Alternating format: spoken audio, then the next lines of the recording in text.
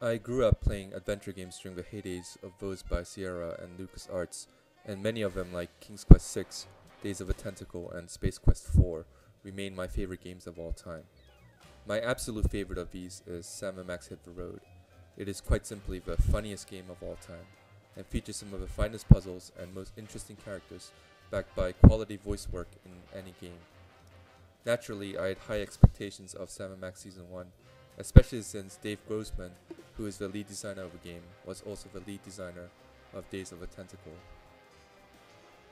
Sam & Max Season 1 has more than met my expectations.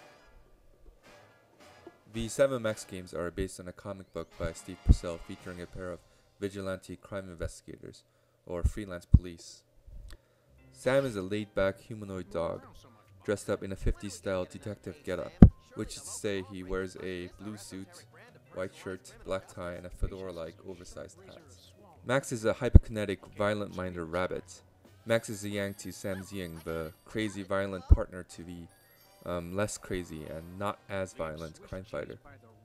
Though very different in demeanor, they share a sense of humor which tend to be tickled by the nihilistic and dark and malicious, and their deep friendship is very much obvious despite the rough and often uncivil manner by which they address or refer to each other.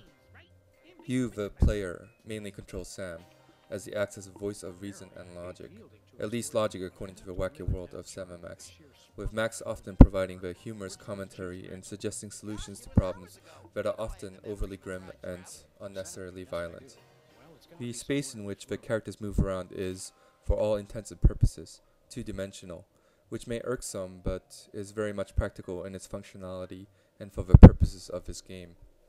You move by clicking the mouse with a cursor pointed away from Sam, which causes Sam to move to the location of the cursor.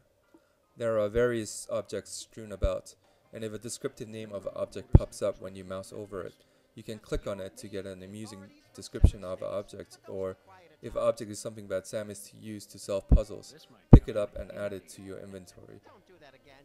Your inventory is accessible by clicking on the box icon on the lower left side of the screen, which will cause the box to tumble to its side and spill its contents across the screen.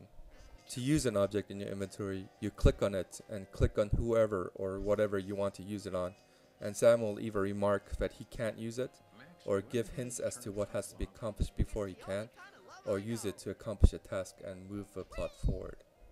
To interact with a character, you simply click on whoever it is that you want to talk to, and a list of dialogue options become available. You choose whichever option you want, and your character and the character with whom you're interacting discuss on the topic chosen. Oftentimes, the actual words that your character speaks is different from the text in the list, which gives you something more to listen to than a simple word-for-word recitation of what's written. The characters in the game are varied and very interesting to get to know. The two main recurring NPCs are Bosco and Sybil Pandemic. Bosco is a paranoid shopkeeper who thinks everything is a conspiracy against him. His paranoia leads to his convenience store type store to being very much inconvenient. He has wacky and convoluted security systems set up in his store, and they become even more convoluted with each episode as he vainly tries to combat whatever conspiracy he feels is targeting him. In the first episode, he comes as himself, but in the subsequent episodes, he is uncleverly disguised as someone else, such as a British person or a Russian, with only a hastily put together costume and a terrible accent to mask him. His store is interesting to explore because he has items for sale that no one in their right mind would purchase or even take if given out freely. But most of all, it's delightful speaking to Bosco, because the interactions are often hilarious. There's one type of dialogue that recurs in each episode in which Sam asks Bosco a series of questions regarding whether he has particular items in store. Of course, Sam doesn't inquire about the potato chips or sodas that a normal patronage of a convenience store would. Instead, he asks for the most ludicrous and often disgusting things that a person can think of, and the series of inquiries each end with some sort of conclusion to the dialogue, which is quite often laugh-out-loud hysterical.